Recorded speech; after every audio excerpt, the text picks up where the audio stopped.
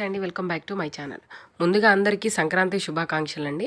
ఇక్కడ మీరు చూస్తున్న టెంపుల్ వచ్చేసి మంగళగిరి కొండపైన ఉన్న లక్ష్మీ నరసింహస్వామి, అంటే పానకాల లక్ష్మీ నరసింహస్వామి అని చెప్పాను కదండి. ఇది కొండపైన ఉన్న దేవాలయం.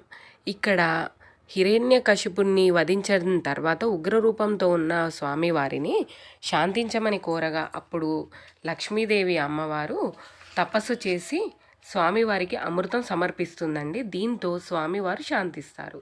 కృతయుగంలో అమృతాన్ని, త్రేతాయుగంలో ఆవు నెయ్యిని, ద్వాపర యుగంలో ఆవు పాలను సమర్పించారు. ఇప్పుడు కలియుగంలో బెల్లపు పానకాన్ని స్వామివారికి సమర్పిస్తున్నారు. లోహంతో చేసిన స్వామివారి ముఖం మాత్రమే తెరిచిన నోటితో ఉంటుందండి. ఇక్కడ పూజారులే స్వామివారి నోటిలో సగం బెల్లం పానకం పోయగానే గుటక శబ్దం వస్తుందండి. ఆ తర్వాత మిగిలింది భక్తులకు ప్రసాదంగా ఇస్తారు. ఇక్కడ పూజారులే ఈ పానకం అనేది తయారు చేస్తారండి ప్రతిరోజు. స్వామివారికి ఇంత పానకం ప్రసాదం పోస్తున్నా కూడా ఒక చీమ కూడా ఈ దరిదాపుల్లో కనపడదండి. ఇది కొండపైన నుంచి తీసిన. ఇక్కడ మీరు చూస్తే మనకి కొండ దిగువన ఉన్న పానకాల నరసింహస్వామి టెంపుల్ కూడా గోపురం కనపడుతుందండి ఈ వీడియోలో. ఒకసారి చూడండి.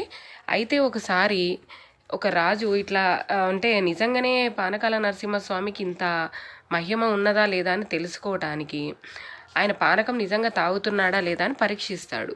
అప్పుడు ఏమైందంటే ఆ ప్రాంతంలోని జమీందారు వెంకటాద్రి నాయుడు శక్తి ఉపాసకులైన ఎర్రగడ్డ అంకినీడుతో కొండపైన స్వామివారి తెరిచి ఉన్న నోట్లో తన కుడి చేయిని పోనిస్తారంటండి.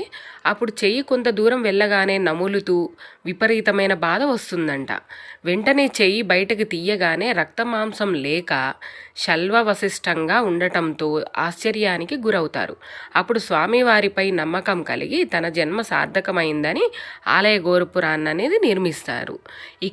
గండాల స్వామి కూడా ఇక్కడే ఉంటారండి. ఆపదలు గండాలు పోవటానికి ఇక్కడ నూనెతో కానీ నెయ్యితో కానీ దీపాలు వెలిగిస్తారు. ఇక్కడ నేను దిగువన లక్ష్మీ నరసింహస్వామి టెంపుల్ అనేది వీడియో చేసి పెట్టానండి. కింద లింక్ అనేది డిస్క్రిప్షన్లో ఇస్తాను. ఒకవేళ చూడకపోతే వాచ్ చేయండి ప్లీజ్.